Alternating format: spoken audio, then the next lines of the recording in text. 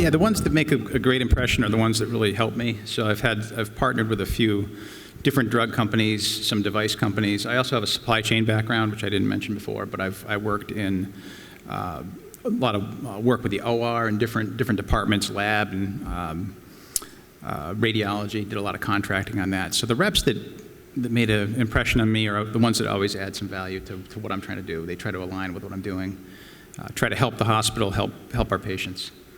So I'm trying to think of one particular one. There was a company, drug company, that had a good patient assistance program. It was Janssen Biotech, J&J, but they really kind of came in and helped us with some patient assistance cards that really helped our patients, and it was really a win-win. Excellent. For me, I think one of the things that was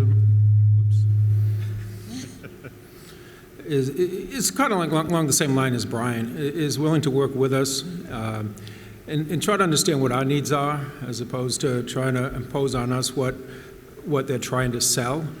For us here up at Landmark, we're starting new programs such as Meds to Beds programs, and patient assistance is big to us. So I've been working with a number of the pharmaceutical companies to come in that can provide me with patient education materials that we can therefore provide to the patients, as well as certain discount cards to help defray the costs. So in a general sense, well, the other part too, if I back up, is that we're a small community hospital at Landmark Medical Center, but we do a fair amount of oncology and chemo, and patient assistant programs are important with that. And in partnering with these companies is very important as it relates to the cost of these medications, because they're ridiculous, the cost of the oncology drugs. So I think working with us, working with me as a director, understanding what my goals are certainly the most important. And the other part too of it is what impresses me when a sales rep comes in, if I get the sense that they're prepared.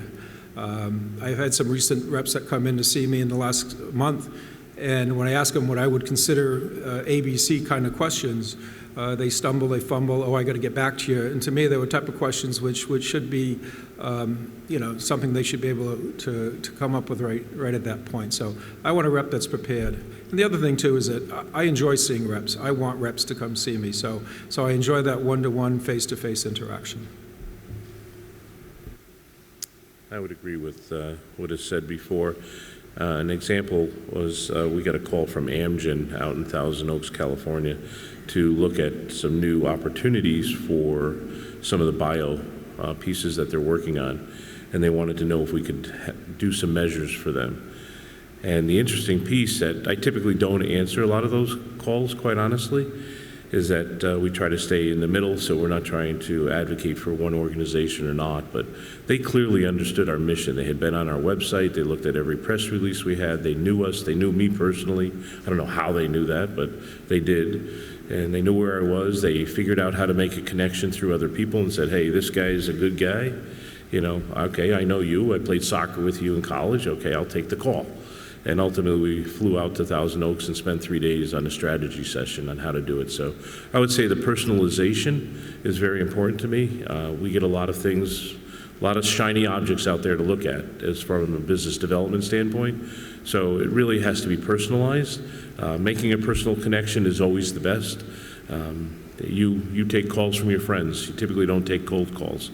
So if you're going to get to me, you're going to get to me probably through knowledge about my business and knowledge about me personally. So those things work for me.